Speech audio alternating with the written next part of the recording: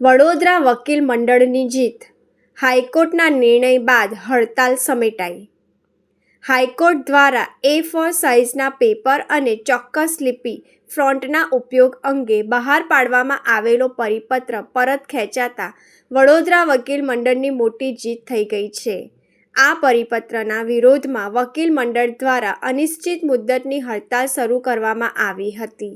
High court તંત્ર દ્વારા પરિપત્ર પાછો ખેંચવાનો નિર્ણય લેવામાં આવતા જ વકીલ મંડળે હડતાલના ચોથા દિવસે પોતાનું આંદોલન સમેટી લેવાની જાહેરાત કરી છે। વકીલોના જણાવ્યા મુજબ નવા નિયમોથી વકીલો અને અરજદારો બંનેને વહીવટી મુશ્કેલીઓનો સામનો કરવો પડી રહ્યો હતો। પરિપત્ર રદ થતાં જ વકીલ આલમમાં ખુશીનો માહોલ છવાયો છે।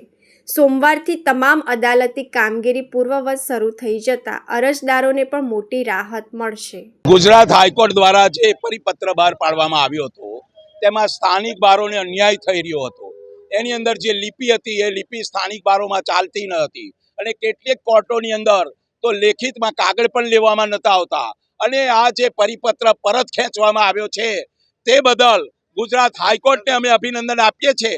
પરંતુ આ કાર્ય થવાનું મુખ્ય કારણ એ છે કે વડોદરા વકીલ મંડળના વકીલોની એકતા અને અખંડિતતા તેમજ ગુજરાતના વકીલોની એકતા અને અખંડિતતાનો વિજય થયો છે અને હાઈકોર્ટે એને સ્વીકારી અને આ પરિપત્ર પરત ખેંચ્યો છે એ બદલ હાઈકોર્ટને અભિનંદન છે। વડોદરા વકીલ મંડળના સિનિયર જુનિયર વકીલ મિત્રોના સાથ અને સહકારથી અમે આ આંદોલન ચાલુ કર્યું હતું અને પહેલા જ દિવસથી અચોક્કસ મુદતની હડતાલ હતી અને આ ચોક્કસ મુદતની હડતાલને સફળ બનાવવાની અંદર જો કોઈ પાયાના કાર્યકર હોય તો મારા વડોદરા વકીલ મંડળના સિનિયર જુનિયર વકીલશ્રીઓ છે એમને વડોદરા વકીલ મંડળ સદાય નમન કરે છે, ધન્યવાદ આપે છે અને એમને સદાય અમે માથા સમાન અમે માનીએ છીએ। સિનિયર જુનિયર વકીલોને આ હડતાલને સફળ બનાવવામાં એમનો ખૂબ મોટો ભાગ છે અને એમના લીધે જ હાઈકોર્ટે આ એકતા અને અખંડિતતાને ધ્યાને લઈ અને આ પરિપત્ર પરત ખેંચ્યો છે અને વકીલોનો વિજય થયો છે અને હાઈકોર્ટે સમયસર આ પરિપત્ર પાછા ખેંચી અને એમને પણ અમે અભિનંદન આપીએ છીએ અને નમન કરીએ છીએ। વડોદરા વકીલ મંડળના આજે હડતાલનો આ ચોથો દિવસ હતો। શરૂઆત થાય એ પહેલાં નામદાર ગુજરાત હાઈકોર્ટે વડોદરા વકીલ મંડળના વકીલશ્રીઓની નહીં પરંતુ સમગ્ર ગુજરાતના વકીલશ્રીઓની માંગણી સંતોષી છે।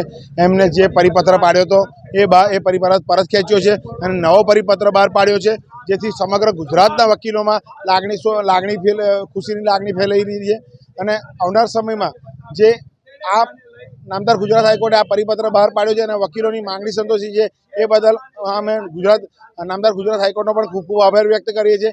આ જીત ફક્ત વડોદરા વકીલ મંડળના વકીલશ્રીઓની નહીં પરંતુ સમગ્ર ગુજરાત રાજ્યના 2 લાખ વકીલશ્રીઓની જીત છે। સાથે સાથે અમારી માતૃ સંસ્થા એવી 12 જિલ્લા ગુજરાતનો પણ અમે ખૂબ ખૂબ આભાર વ્યક્ત કરીએ છીએ કારણ કે એમને પણ એ પત્ર લખ્યો હતો એ પત્રના આધારે પણ આ રિઝલ્ટ આવ્યું હોય એમ કહી શકાય।